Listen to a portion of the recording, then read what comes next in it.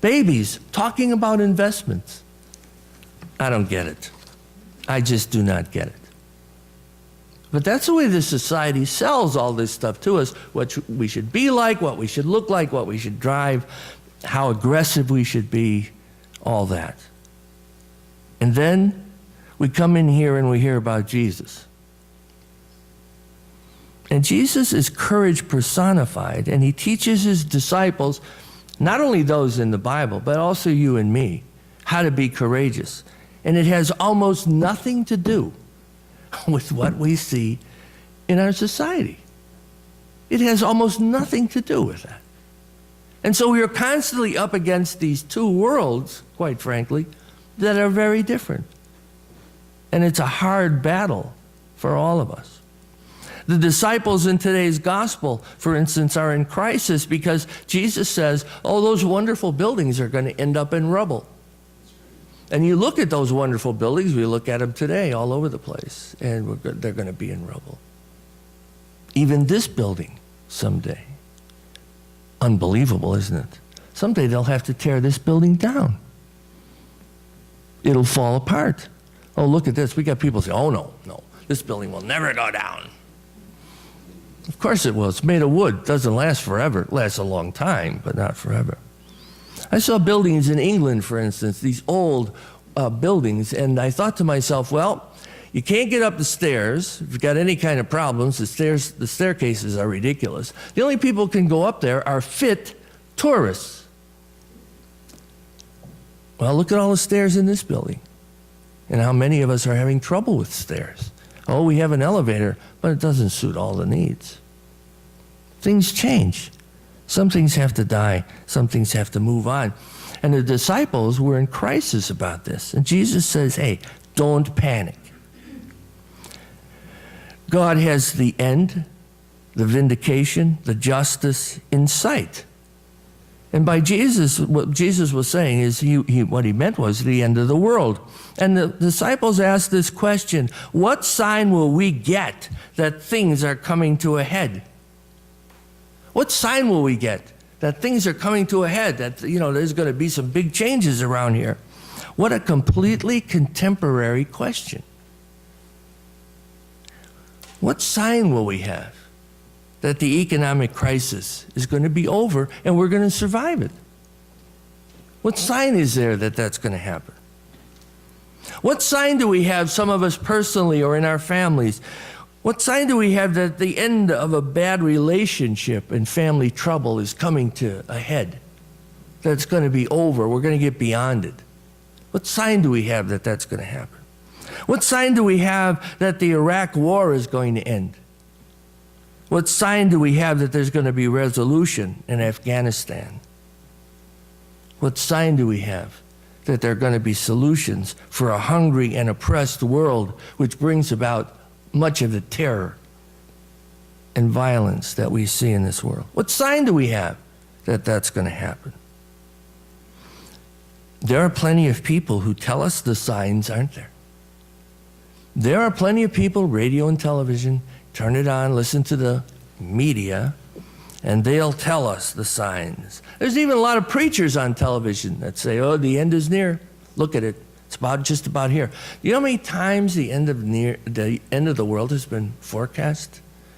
I mean, think of any tragedy in the history of the United States, and every time that was fodder for some prophetic preacher to say, this is it, it's all over now. It was a big deal in the Civil War, for instance, that this was a sign that God had it. Those media types are really entertainers. Do you know that? Do you think about it? I think we do, but sometimes we get lost in it. Most of the media types we see on television now are really entertainers. Do you ever see, for instance, a really ugly guy doing the news? Or heaven forbid, a woman who's got a really terrible hair day, see it doing the news? I was watching CNN the other day thinking to myself, being a man, is one beautiful woman after another bringing me stuff.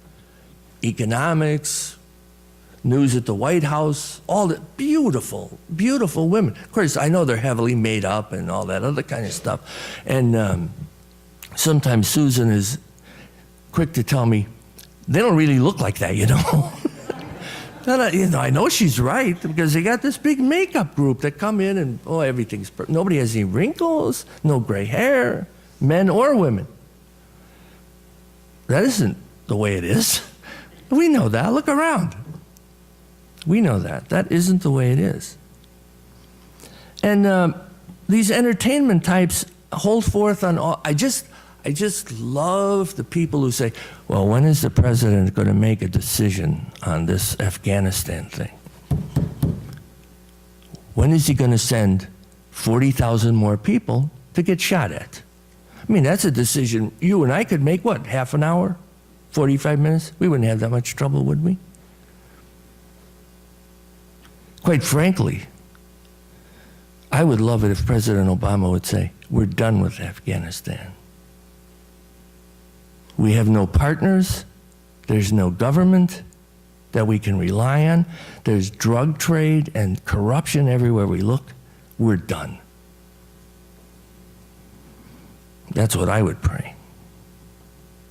And all of this stuff helps to put blinders on us because when we feel we are in crisis, every human being narrows our vision. We all do that. We have a crisis in our lives, a tragedy, our vision gets very narrow and we don't see all the alternatives that are around us. And that's what crisis counseling does. People come in crisis, you say you don't have 2 alternatives, you have 8 alternatives. You have more choices than you can see because you're in crisis and you're panicking. And that's what happens. And people in crisis grab too quickly at easy answers. They fail to see the bigger picture of what's really going on. And quite often, desperate, fearful people attach themselves to so-called leaders who promise easy answers, even direct from God answers. And we've seen that throughout history. These were the temple leaders in Jesus' day, lording it over the people, telling them what to do, exploiting the poor ones, and ignoring the needy, which was their mission. And so in this scene, Jesus is actually sitting opposite the temple. So this scene sets up like a chess game, you see. Here's Jesus. Here's the temple and the temple system. And Jesus is sitting outside of it, looking at it, judging it, and telling everybody there's a new wind coming. And it's not going to be coming from the temple system.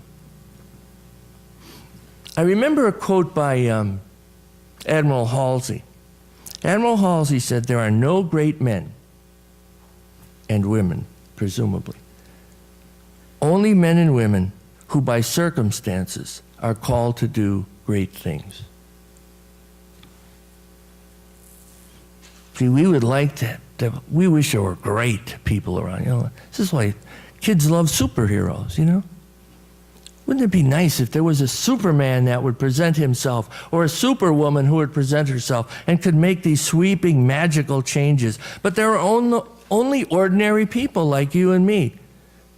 And some who by commitment and training and circumstances meet with courage life's toughest challenges, these ordinary people. And Jesus tells us that God is doing wonderful things, healing things, acts of love and hope. And so don't panic. And we'll see those things even more clearly than we see them now. Remember in the story about Ravensbrück, the concentration camp, these people were just ordinary people who had the courage to keep their faith in God in the midst of that horror. Just ordinary people who heard the promises of God, and that was enough for them. Well, you have it in you. You have this kind of courage, and you have known others who have it. You have seen it before. It's not strange to you. It's not superhuman. In fact, it's very human. And the church is a great gathering of ordinary people where God says to us, don't panic. Just be kind. Love justice. Feed the hungry. Share your life in care and compassion. And God also says, oh yeah, the final act of the drama will come someday. But have no fear, because I'm the one who's writing the ending. Amen.